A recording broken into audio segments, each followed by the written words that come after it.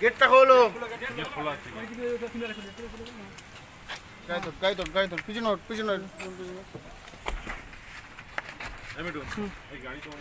नाम की सुस्मित सेन।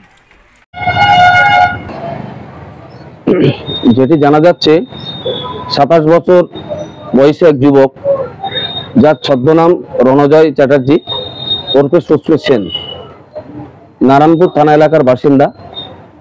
তিনি নিজের এই ভুয়ো নাম আইপিএস পরিচয় দিয়ে বিভিন্ন জায়গা থেকে মানুষের কাছ থেকে টাকা পয়সা হাতিয়েছে এবং শুধু তাই নয়, তার পাশাপাশি তিনি এই ভুয়ো পরিচয় দিয়ে আইপিএস পরিচয় দিয়ে মেয়েদের সঙ্গে সম্পর্ক করে তাদের কাছ থেকে মোটা টাকা হাতিয়েছে। শুধু মানে এই যে প্রতারক, এর হাত থেকে রেহাই পায়নি হাড়োয়ার দুই যুবতী, তাদের কাছ থেকেও 13 লক্ষ টাকা হাতিয়েছে, 13.5 লক্ষ টাকা হাতিয়েছে এই যুবক।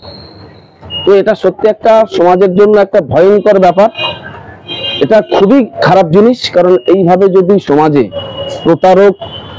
মানে মানুষকে প্রতারণা করতে থাকে তাহলে সমাজের নিরাপত্তা অভাব হবে, এরকম আমাদের মানে বোনেরা ফাঁসবে।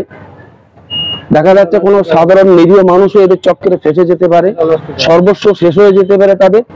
আমি একজন মানবাধিকার কর্মী হিসেবে দাবি করছি এই প্রতারকের বিষয় তদন্ত করতে হবে। ইতিমধ্যে জানা গেছে বারাসাত থানায় মানে তাকে গ্রেপ্তারও করা হয়েছে, মানে 10 দিন আগে তাকে বসিরহাট মহকুমা আদালতে, সেখান থেকে হাড়োয়া থানা, এখানে যেহেতু অভিযোগ দায়ের হয়েছিল সেই বিষয়ে 10 দিনের জন্য পুলিশ হেফাজতে নিয়েছে হাড়োয়া থানা।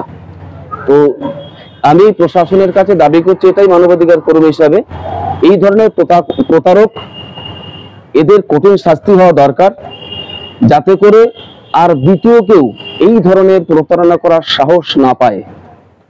কারণ এই ধরনের প্রতারক যদি সমাজে থাকে তাহলে আমাদের সমাজের সাধারণ নিরীহ মানুষ যারা কম বোঝে তারা এই ধরনের প্রতারকের ফাঁদে সর্বস্ব শেষ হবে। শুধু তাই নয়, এই যে যুবতীদের সঙ্গে প্রেম বিনিময় করে তাদের কাছ থেকে সর্বস্ব লুট করা, যার হাত থেকে বাঁচেনি হাড়োয়ার দুই যুবতী, 13.5 লক্ষ টাকা ছদ্মবেশে নাম দিয়ে তাদের কাছ থেকেও হাতিয়েছে। এটা অত্যন্ত ভয়ঙ্কর এবং অত্যন্ত দুঃখজনক ঘটনা।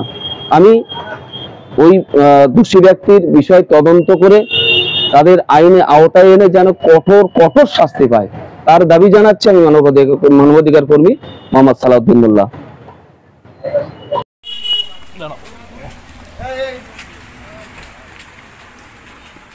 गेट खोलो